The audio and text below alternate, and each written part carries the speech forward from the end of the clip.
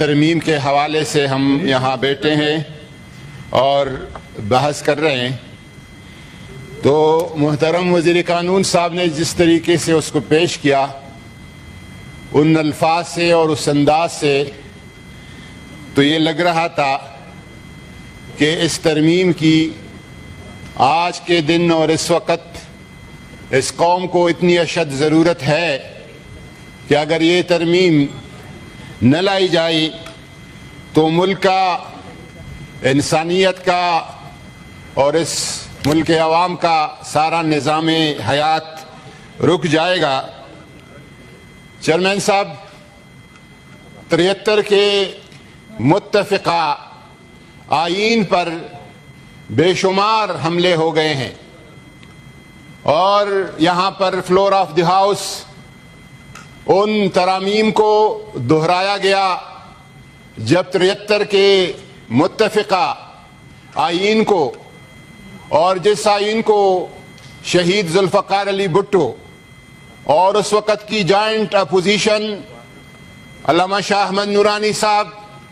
مفتی محمود صاحب، پروفیسر غفور احمد صاحب، خان عبدالولی خان صاحب اور محب وطن رہنماؤں کی ایک بڑی لمبی فہرست سے اللہ تعالیٰ ان کے درجات بلند فرمائیں، جن کی کوششوں سے، کاوشوں سے 73 کا آئین معرض وجود میں آیا۔ اس کے بعد بے شمار حملے ہو گئے۔ چیئرمین صاحب، آپ پرائم منسٹر تھے، آپ کی نگرانی میں، آپ کی فیسیلیٹیشن سے یہاں پر دونوں ہاؤسز میں 12 مہینے کی انتک کوشش اور محنت کے بعد 18ویں ترمیم کا مسودہ پیش آیا، جس نے ان سارے لوگوں کو، ابھی اسحاق ڈار صاحب ادھر موجود تھے، رضا ربانی صاحب اس وقت یہاں موجود نہیں ہیں، ان ساری لوگوں کے کوششوں کاوشوں کو میں خراج تحسین پیش کرتا ہوں۔ لیکن جو موجودہ ترامیم کے شکل میں اور جس طرح لا منسٹر نے اصلاح احوال کا نام دے کر جس طریقے سے 73 کے آئین پر، آئین پاکستان پر جتنے حملے ہو گئے ہیں، یہ حملہ ان سب حملوں میں سے خطرناک اور بدترین حملہ ہے۔ میں گزارش کروں گا کہ نظریہ ضرورت، ہمارا خیال تھا کہ مرحوم مغفور شریف الدین پیرزادہ صاحب کے بعد یہ نظریہ دفن ہو چکا ہے۔ ہمارے وزیر قانون نے اس نظریے کا دوبارہ احیاء کر دیا ہے اور ہر آمر کے لیے، ہر ڈکٹیٹر کے لیے اس کی من پسند دوا جو ہے تجویز کرنے کا فارمولہ بنا دیا ہے۔ میں گزارش کروں گا کہ اکثریت کے بل بوتے پر آپ اس بل کو پاس کریں گے۔ آپ نے پاس کرنا ہے، یا کل کرنا ہے یا پرسوں کرنا ہے، لیکن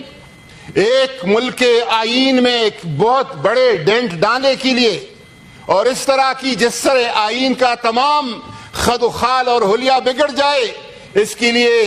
ایک سر حاصل گفتگو اور بحث کی ضرورت ہے،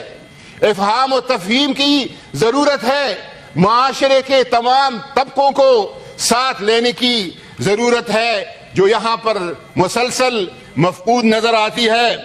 اور آپ اکثریت کے ساتھ کریں گے، لیکن کون سی اکثریت؟ جھوٹا مینڈیٹ، بوگس اکثریت، جعلی حکومت، اور سب کو پتا ہے، بقول چکزئی صاحب کے میری نانی کو بھی پتا ہے، سب کو پتا ہے کہ بابا آدم علیہ السلام اور حوا بی بی کے زمانے سے آج کے دن تک اتنا بڑا فراڈ اور دوک اور داندلی نہیں ہوئی جو 8 فروری 2024 کو ہو گئی ہے۔ اس اکثریت کے ساتھ، اس جعلی اکثریت کے ساتھ آپ اتنے بڑے فیصلے کرنے جا رہے ہیں۔ جمہوریت کے، ریاست کے جو پلرز ہیں، ایک پلر مقننہ، دوسرے پلر عدلیہ کے آزادی پر حملہ کر رہا ہے، اس کے آزادی کو چھینا جا رہا ہے، اور ہائی کورٹ اور سپریم کورٹ کے معزز ججوں کے تقرری اور تبادلے کو ڈی سی یا اسسٹنٹ کمشنر کی طرح ایک حکومت اور انتظامیہ کے سپرد کیا جا رہا ہے۔ میں چاہتا ہوں جو لوگ استثناء چاہتے ہیں، جو لوگ تاحیات رہنا چاہتے ہیں، تاحیات رہنے والوں کے لیے اللہ تعالیٰ کی ذات بھی جب انسان کو، حضرت انسان کو نعمتیں دیتا ہے، بصارت کی، نظر کی، سماعت کی، کانوں کی، پاؤں کی طاقت کی، ہاتھوں کی طاقت کی، وقت گزرنے کے ساتھ ساتھ وہ نعمتیں ایک ایک کر کے واپس لیتا ہے۔ اور آپ ایسا ایک قانون جس سے اس عہدے کے ساتھ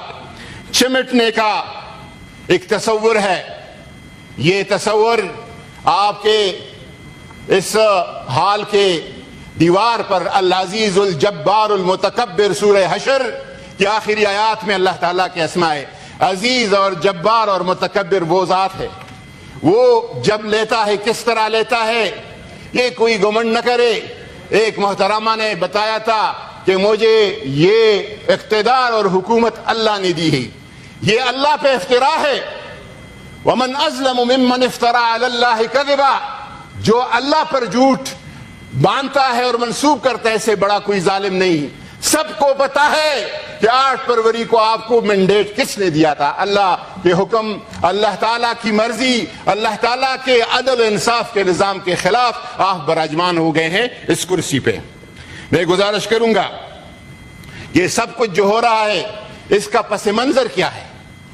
اس کے پیچھے عوامل کیا ہے، وجوہات کیا ہے۔ ایک خوف ہے اور اس آدمی کا خوف ہے، ایک خوف ہے اور اس آدمی کا خوف ہے۔ وہ جیل کے اندر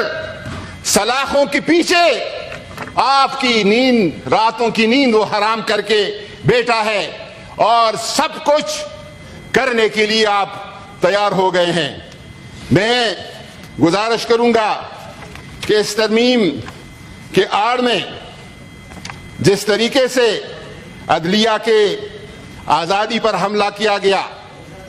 اور جس طریقے سے چین آف کمانڈ، یہ حساس بات ہے لیکن ضروری بات ہے کہ منشن کی جائے، وہ یہ کہ وہ روٹیشن کا جو ایک chairman chief of joint committee کا ایک کردار تھا، اس کو ایک فرد واحد کو خوش کرنے کے لیے آپ اس ایک طرف اس کو منتقل کر رہے ہیں، اور اس کو آپ آئین کا شیلٹر اور چھتری دے رہے ہیں۔ بالفاظ دیگر مسلح افواج کو جو روٹیشن پہ چیئرمین بننے کا استحقاق تھا، اس استحقاق کو سلب کر رہے ہیں۔ یہ احساس محرومی کو فروغ دے گا اور اس ملک میں نفرتوں کا مزید فروغ دے گا، جو کہ کسی بھی طور ملک کے لیے ایک احسن اقدام نہیں ہے۔ شکریہ۔ یہاں پر ہمارے محترم جن کی تقریر کو میں بہت غور سے سنتا ہوں، پرویز رشید صاحب سلجھی ہوئی الفاظ کے ساتھ سلجھی ہوئی گفتگو کرتے ہیں۔ انہوں نے کہا کہ آپ بات شروع کرتے ہیں تو ایک شخص کی رہائی پہ اور گرفتاری پہ کرتے ہیں۔ ہاں، ہم کرتے ہیں اور کرتے رہیں گے۔ پاکستان کی عزت اور رسوائی اس شخص کی رہائی اور گرفتاری کے ساتھ ہے۔ آپ نے صرف ایک بندے کو